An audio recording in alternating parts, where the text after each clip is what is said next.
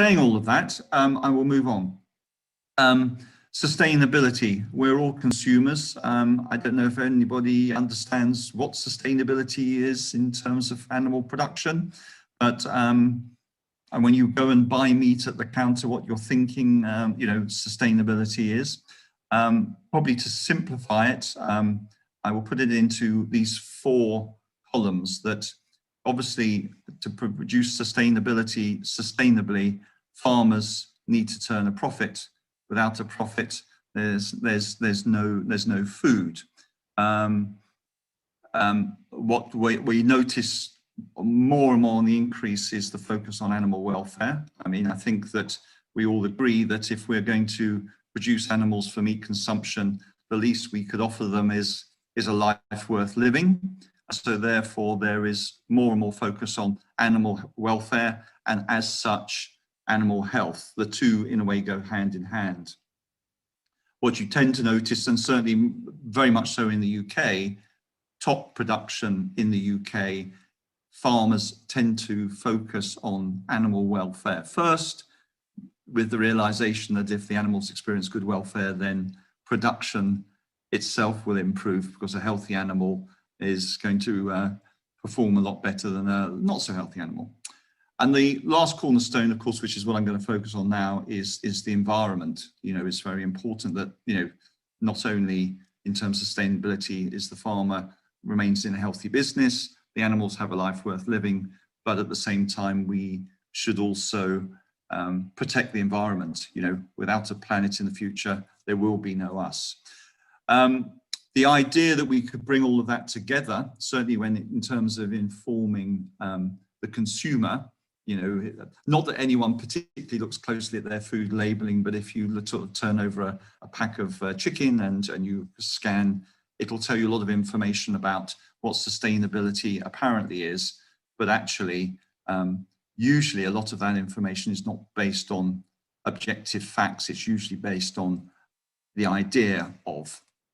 So going on about the environment, and hopefully answering one of Ed's first questions, this is a screen from a report that we produce when we assess farms' environmental criteria.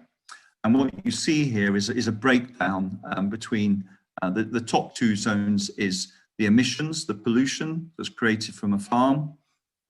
The big bit in the middle, as I'd like to say, the elephant in the room, is the feed consumption. How the animals need to consume feed to grow, and that comes at an environmental cost. And then the little bit down, the blue bit at the bottom, is more about the environmental impact of breeding animals to produce them for meat.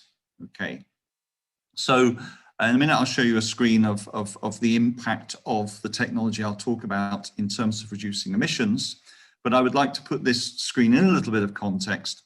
I mean, it's pretty well documented that in terms of food carbon footprint, about 60% of that comes from animal-based products. There's no question that producing meat protein has a higher impact than kind of vegetables and plants.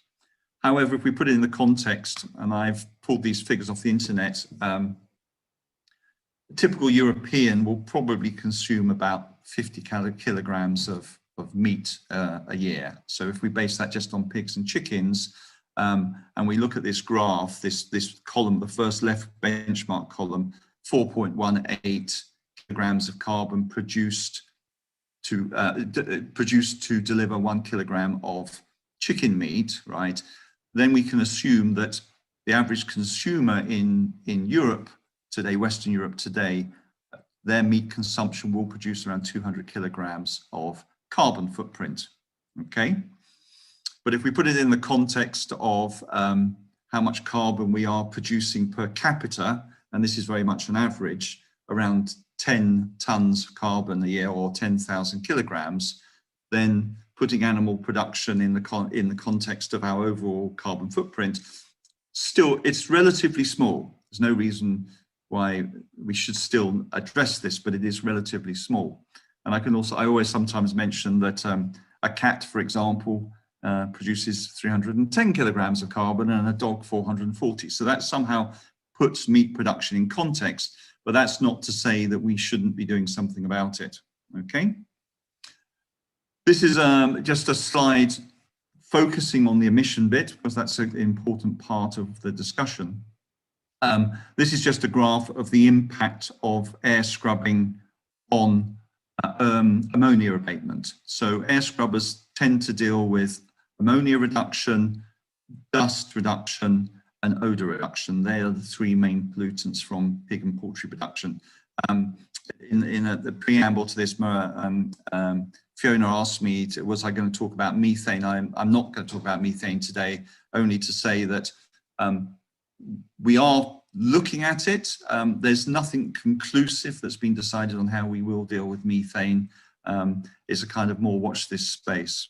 I mean, there are some technologies out there that they're experimenting with, but you know, they haven't quite got there yet. So, oopsie, oh dear, what happened there? Let me jump back. Sorry, that's the wrong button. So in terms of emissions, we can significantly reduce emissions. And, you know, if we look at the dust graph, which I won't go into the other graphs now, I have a report which I can share with you and goes into a bit more detail. You know, we can make some significant improvements in terms of how we reduce emissions. And this graph, just quickly, this is a more detailed, the protocol that we use to measure carbon footprints. So it's everything from, you know, particulate matter, as I say, dust, terrestrial acidification, so sulfur dioxide, phosphorus, nitrogen, the whole range of